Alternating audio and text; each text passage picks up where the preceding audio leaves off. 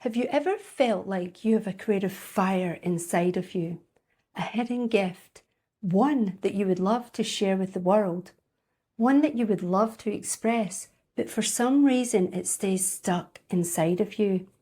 Maybe you work quietly on it. Maybe secretly you enjoy creating, but then part of you feels like you're hiding in the shadows. But the creative process and the act of making something and keeping it locked away, it's not complete.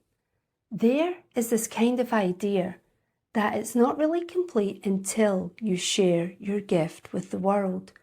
It's just simply not complete. You may feel the same way that I did for years. Maybe shame comes up for you. Maybe it's the sense that what you carry inside of you is too precious, too personal to risk letting anyone near it. Maybe you've shared with a couple of people, but the idea of truly being seen still feels somewhere between impossible and terrifying. For years, 7 years, I worked on a 7-book series and I kept it hidden. I kept it hidden because for a long time I didn't even accept the idea that I was a fantasy writer. It felt silly, not enough, like I should be doing something more serious with my time. But it was the thing that spoke to me on the deepest level possible. When I step into my writing space, when I step back into my worlds, everything lights up. It's like I'm the most alive I can be. I step into flow and things just start making sense. Now that doesn't mean the editing and the hard work isn't real sometimes. Your gift will have parts that require slower and more analog work, but the aliveness is there and it's always been there. And yet my first book has been ready for nearly 5 years. My editor said it was ready. But I wasn't ready. I felt like I'm not letting people in my head. I can't let people see the most precious part of me. Or that's what it felt like. So what keeps us here? In the hiding, it starts with our thoughts. The thoughts we have about what it would mean to share. What people might think, whether our work is good enough, whether we are good enough. The thoughts create emotions, and those emotions, shame, fear, or whatever the emotion is, that sense of unsafety, they drive everything and they keep us stuck. And sometimes even the mere thought of sharing can bring up a nervous system reaction, a kind of, I can't do that, a full body no.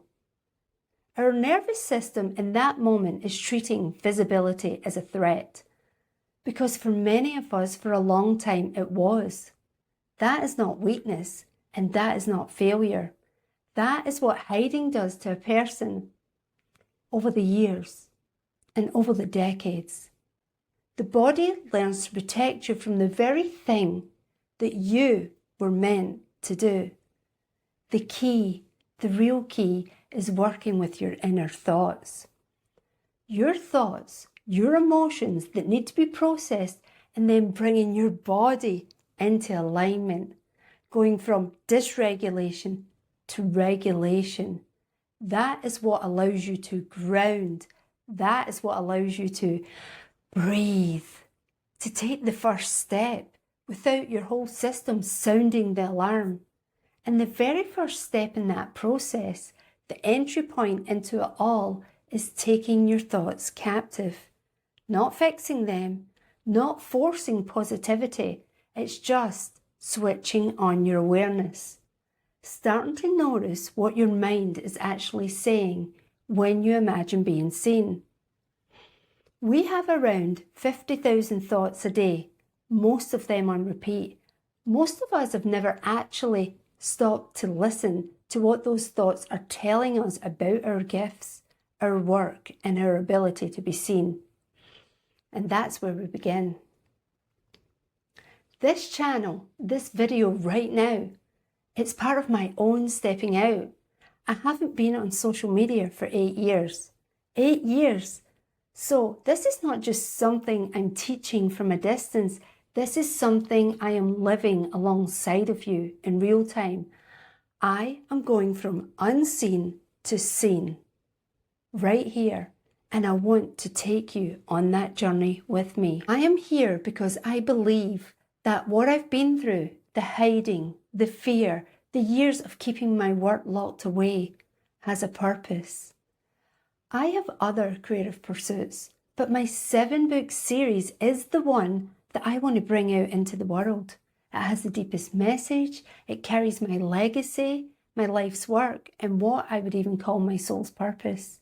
And even a year ago, I was still struggling with this on the deepest level. So if you're wondering if this is for you, yes, it's for you. And I don't want you to walk this path alone. And I don't want to walk this path alone either. When you start taking your thoughts captive, when you just begin to notice something shifts, you stop being at the mercy of every fearful thought that tells you to stay hidden. You start to see the pattern. You start to see that you've never really felt like you could truly be yourself. Never really felt like you could allow yourself to show the world what you're made of, what you're capable of. And once you begin to see it, you can begin to change it. That's where this journey starts.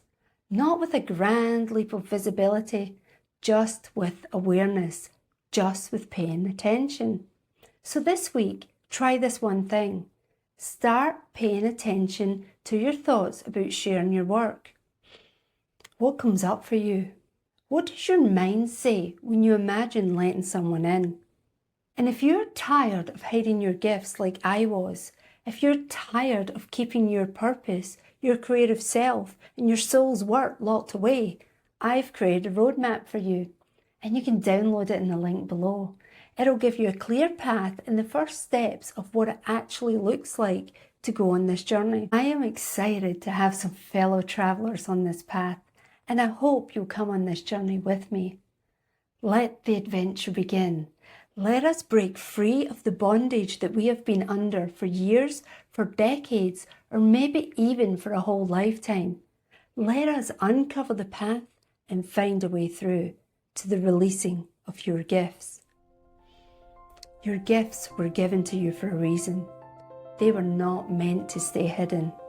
And I genuinely believe, maybe one day soon, that you're going to step out of the shadows and into the light. I can't wait for that day. Until next time, switch on your awareness and begin to notice your thoughts.